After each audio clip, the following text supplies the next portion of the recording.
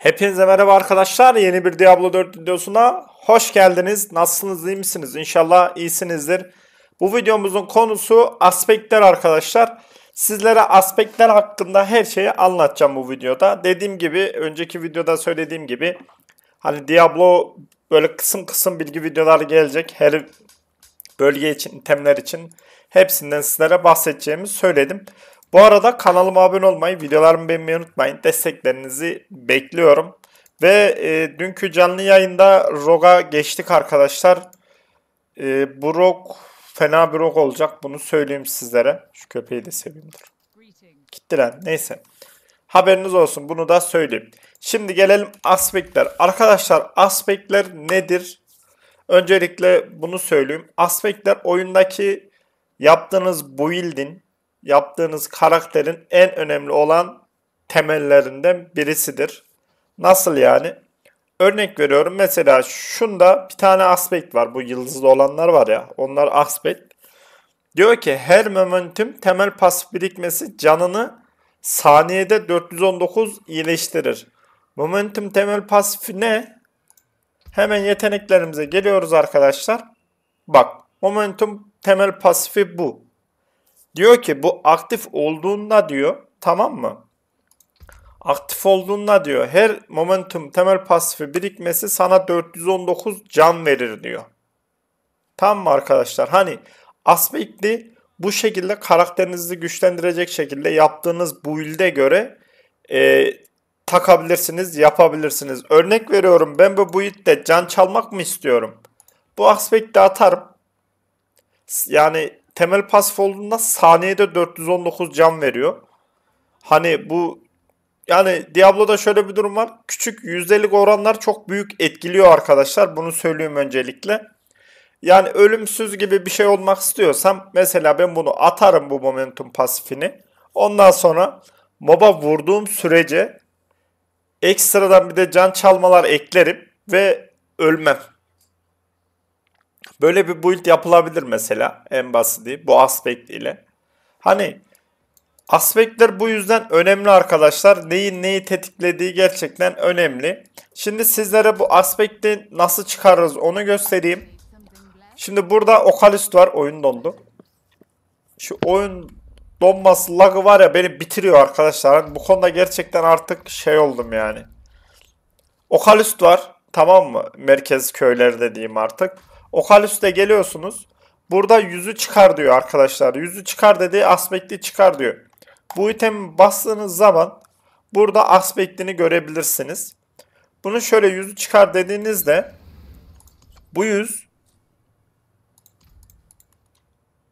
Allah ya, şu oyun donması var ya cidden, yani var ya,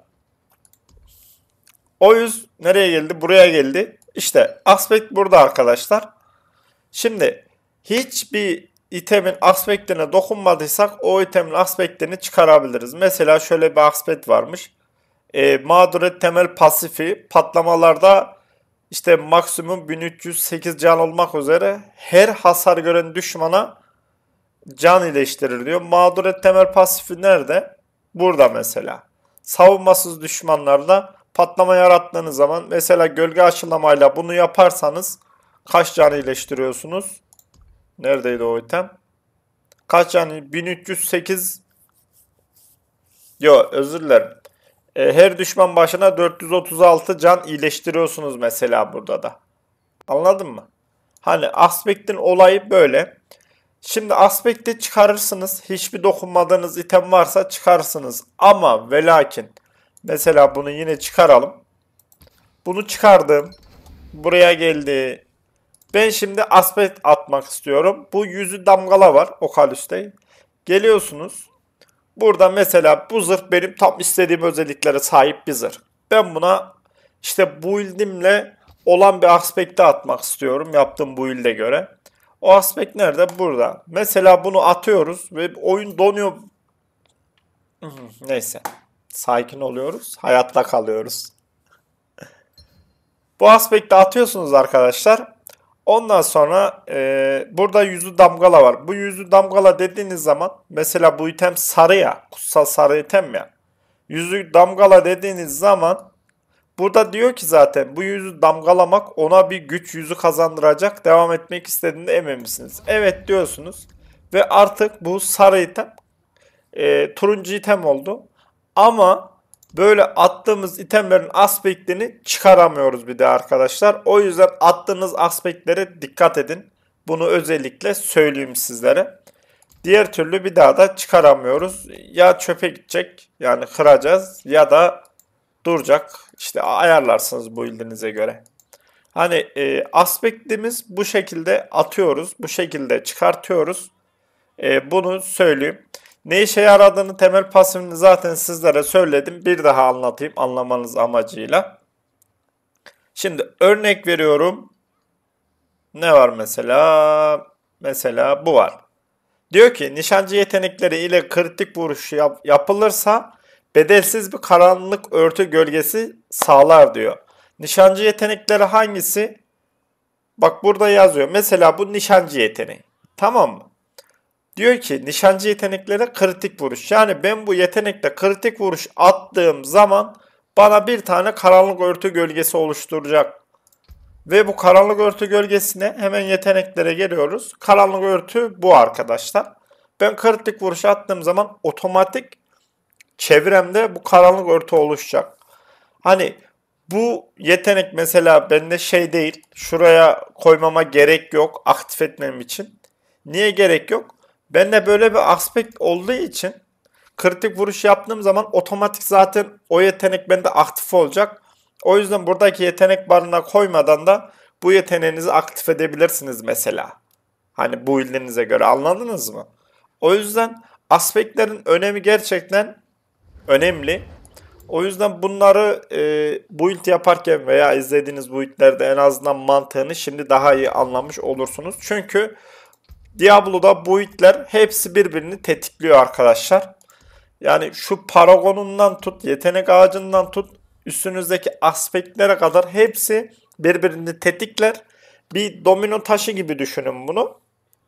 Yani bir tanesi yanlış olursa build'iniz ya eksik hasar verir ya da zırhınız az olur veya can çalamazsınız. O tarz şeyler işte. O yüzden bunlar önemli. Yaptığınız build veya birinden izlediğiniz build konusunda nasıl yaptığını daha iyi anlarsınız şimdi. Şimdi diğer bir konu arkadaşlar. Şöyle haritada bazı zindanlar var. Şu zindanlar mesela. Bak bu zindanda diyor ki başı bozuk sökme yüzü diyor. Şimdi siz bu zindanı yaptığınız zaman bu aspekti elde edebilirsiniz. Yani şöyle gidip illa bir mob keserek şöyle turuncu item düşürmenize gerek yok. Ama sadece bazı aspektler için. Hemen Ocalus'ta gelelim. Güç rehberi diyor.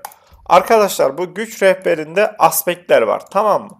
Ama oyundaki tüm aspektler burada yok.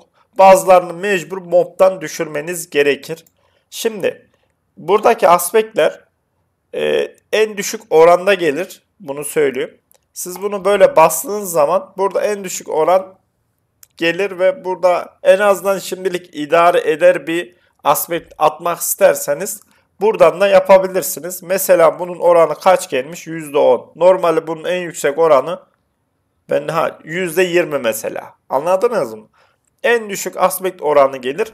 O yüzden o zindanlardaki aspektleri de kullanabilirsiniz. Eğer aspekti bulamazsanız, aradığınız aspekti bulamazsanız kullanabilirsiniz.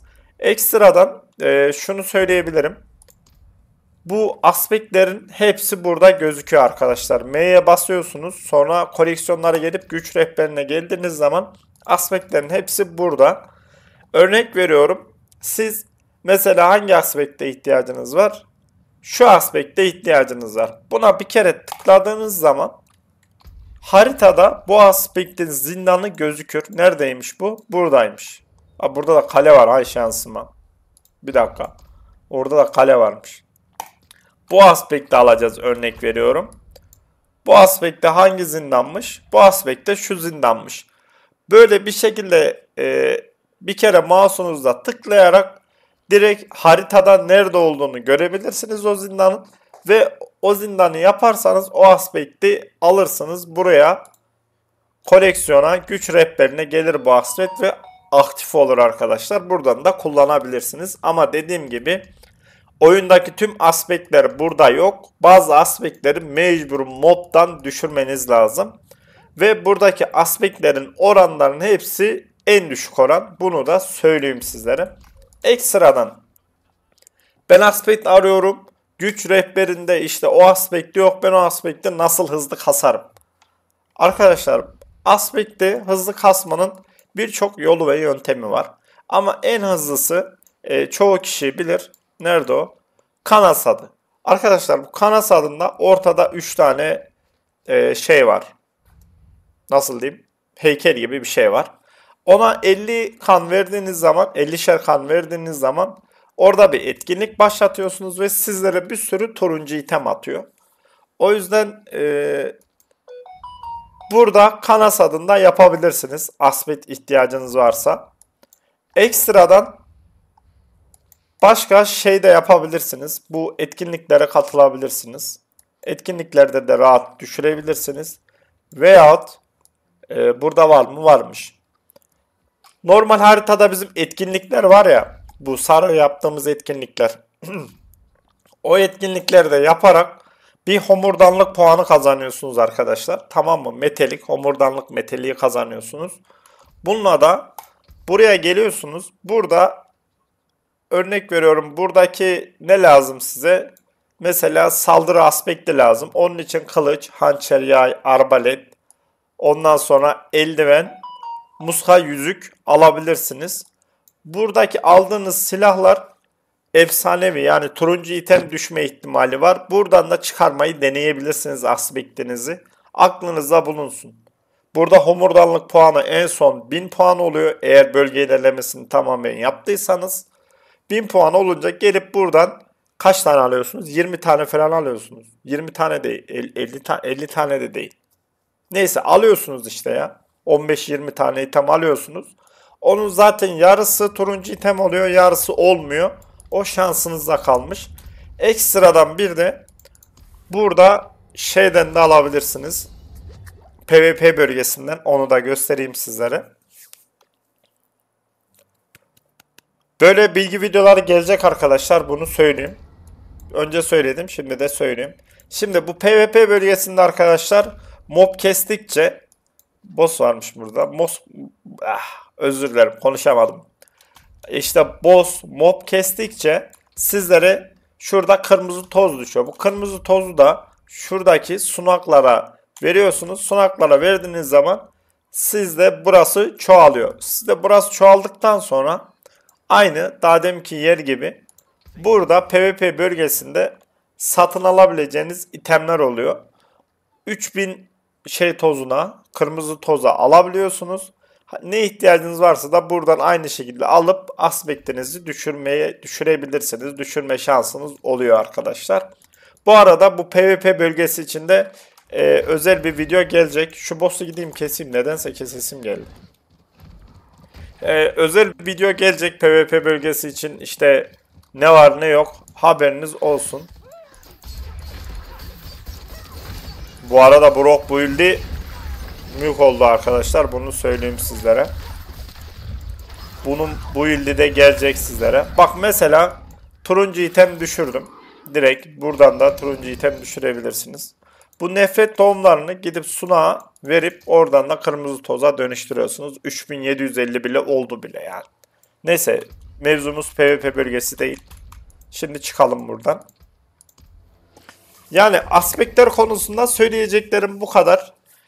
Aspektlerde olan özellikler sizin yetenek ağacınızdaki özelliklerle tetiklenebilir. Tetiklenir, hatta tetiklenebilir demeyeyim. Direkt tetiklenir. Tetiklendiği için güzel bir build ortaya çıkarabilirsiniz veya yaptığınız build'in mantığını az buçuk anlayabilirsiniz. Haberiniz olsun. Aspektler için söyleyeceklerim bu kadar. Kanalıma abone olmayı, videolarımı beğenmeyi unutmayın. Desteklerinizi bekliyorum. Bugünkü konumuz dediğim gibi aspektlerdi. Bir sonraki konumuz muhtemelen bu PvP bölgesi olacak. Ondan sonra zaten sırayla Diablo ile alakalı tüm her yerin bir bilgi videosunu çekeceğim kısım kısım. En azından bilmeyen arkadaşlar, örnek veriyorum, aspektlerle alakalı bir şey bilmiyorsa bu videoyu izleyerek her şeyi öğrenebilir arkadaşlar. Neyse, sözü fazla uzatmayayım. Kanalıma abone olmayı, videolarımı beğenmeyi unutmayın. Desteklerinizi bekliyorum. Kendinize iyi bakın. Hoşça kalın.